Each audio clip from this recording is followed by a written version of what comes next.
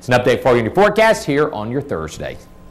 All right, thanks, Patrick. With me this morning, Karen Wissing from Sciport. Welcome. To talk with me about a study you've been doing with some local students about energy conservation, water conservation. So why don't you just walk us through what you've been doing? Every Thursday, sometimes we have Karen in a little bit earlier than normal. She said, I have to go to school to work with some kids early. What schools were you working with? I was working with Middle Magnet and Magnet High, some students from 8th grade all the way up to 11th grade.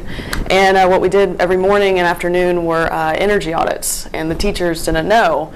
So we would see the way that teachers would leave their classroom either overnight or right after school. Wow, okay, so you were going in there and sort of doing a little behind-the-scenes investigation.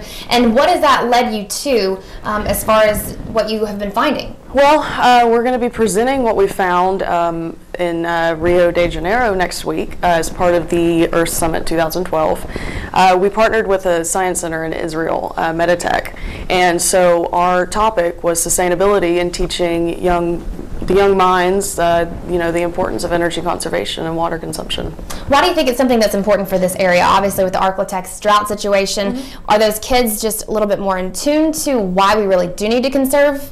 They have become, some students kind of didn't really understand the importance, but now they do, which is great. And something that one of them pointed out, which I believe, is that sustainability should be taught at an early age, because when you're an adult and someone tells you that you should completely change the way you're doing what you're doing, you probably don't want to. But if you learn at an early age why it's important, how it will benefit both yourself and the environment, then it's more likely to keep going.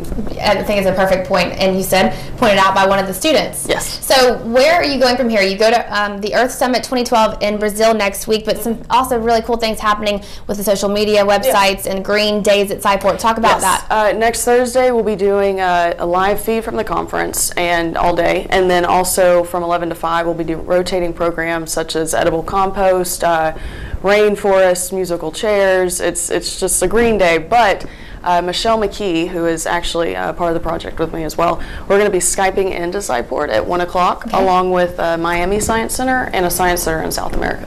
So you can find out more information on this really cool study you guys have been doing on sciport.org. Yes. And obviously if you want to go to Sciport and check out more information on that. Thanks, Karen, for coming on the show today. Thank you.